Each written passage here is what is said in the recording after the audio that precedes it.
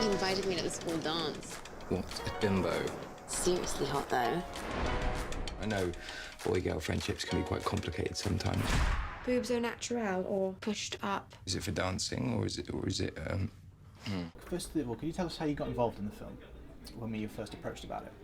I was shooting another movie, and one of the producers who was working on that movie was a producer on this one, and he asked me if I ever wanted to do a comedy, play British, and play pregnant, and I answered yes to all of them. And the next day he handed me a script and said, read this, and I read it and I fell in love with it, and I met with Christian. He flew Christian out to meet with me, and that was kind of it. The rest is history. And the script crept across my desk. I read it and liked it, and met with Christian in London. I think Lily was already attached at this point, and obviously I was like, okay, I have to do it because Lily's doing it. Yeah, obviously. that was the reason. Yeah, but there were many reasons as to why like this particular script attracted me. You were one of them, I have to say. But Christian, the director, definitely kind of sold it to me quite well. Did you know anything about the book before you came to be involved in the film? Had you read it, or anyone recommended it to you? Or? I knew of Cecilia Ahern because of other books and of P.S. I Love You that have been made into a movie, but this specific book I hadn't heard of before. Obviously now. Now well aware. Is this a book? Yeah, really? Why are we on our faces on books? Yeah, but I was a fan of her style of writing, but I wasn't really aware of the specifics of this story. I don't read really, so I don't spend much time in bookshops. He gets his scripts on tape.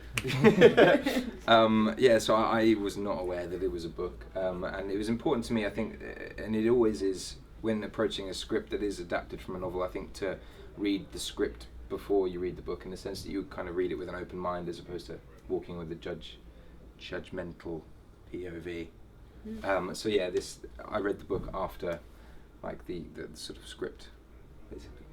And how involved was Cecilia with the production? I mean, did you get to speak to her before you took on the roles, and was she on set? Or? Yeah, I think, what was it, like the first week of prep when we were still doing hair and makeup tests, she came to say hi and meet everybody, and we got to talk to her about the characters and kind of our voices in the movie, and whether or not there were certain things that were of the time period, and if it worked kind of specifically with Sam and my personalities, and we got to talk to her. And then she came on set a couple times. She was in one of the scenes. She got to be in the wedding. Well, this is hilarious because the last week, only the other day I was in Dublin promoting the movie, and she was there, and I'd spent all morning saying, yeah, she's in the movie, you should keep an eye out. And then she was like, Sam, I'm not. Yeah, it got cut. Went, oh, okay. But she was there on the day, and she was filmed in the movie, but unfortunately that scene didn't make it. But she was there, and it was really nice to have her support, and she was so excited because, it's so nice to have the writer of a film be on the set, a writer of the book be on set of the film, because they're genuinely so excited to be there, and she brought family and friends and stuff. Yeah. So when you were getting ready for the roles, I mean, where did you get inspiration from? Did you look at other films and other characters or people in your own lives? I basically looked at myself, I think. I think Alex is pretty much just me, and for me to have the opportunity to use my own accent and to have my own haircut for a change was quite a new thing for me. But yeah, there was so many similarities between me and the character. There wasn't much of a stretch. I didn't have to go and work out in the gym for 7 months, like Hunger Games. But yeah. What about you? I rewatched Juno. I rewatched When Harry Met Sally, kind of Love Actually, Notting Hill, all those films. Those British romantic comedies are kind of my favorite type of movie. So I just kind of watched a lot of those to get into the mindset of the British sense of humor, because I think the American versus British when it comes to romantic comedies are very different.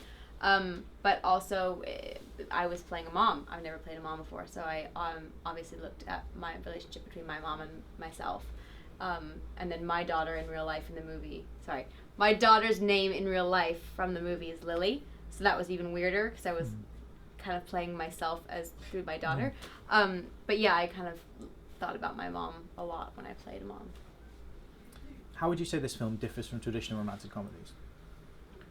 Well, it's told over a sort of period of 10 years, and you sort of see these teenagers. Basically, it starts off with us sort of playing the characters at like 18, and it sort of pursues or follows their lives through the ups and downs over a period of time, which I think is new to romantic comedy specifically. And you know, I think the fact that you do have the equation of, or the addition of a child definitely adds to the obstacles in between their kind of relationship. I think you've also said it before. If you were to read the synopsis of this movie, it's really not funny. I mean, it's not what you would consider funny. Yeah, when you're trying to explain, you're like, it's about a couple that love each other but never get together. She has a baby and then doesn't end up doesn't end up following what she thinks her dreams are. It's kind of, when you read it, people go, that's kind of depressing. And you go, well, no, wait, then there's like humor and there's romance, and so it's not on paper your typical romantic comedy. And I think a lot of the comedy comes from pure awkwardness. Like, shooting a lot of the scenes was quite awkward, and then even watching it back is even more awkward. But I like that about British romantic comedies, because most of the humor comes in awkward moments, whereas in some, I think, American romantic comedies, it's more about cueing specific jokes and then it being about just pure comedy that's kind of subjective. Yeah, I don't think we ever set out to make a comedy, if you know what I mean. I think there were eccentric characters that are included, like Jamie Winston's character, for example, and I think that adds to the sort of realism of it. You know, similar to like Notting Hill, where you have the character of Spike, which is played by Rhys Ifans, and like his character is comedic, but the actual film's not that funny. If you know, it's not setting out to be a laugh out loud comedy. The characters become funny because of the casting. It's not like they're casting characters to make the script funny. There you go, nailed.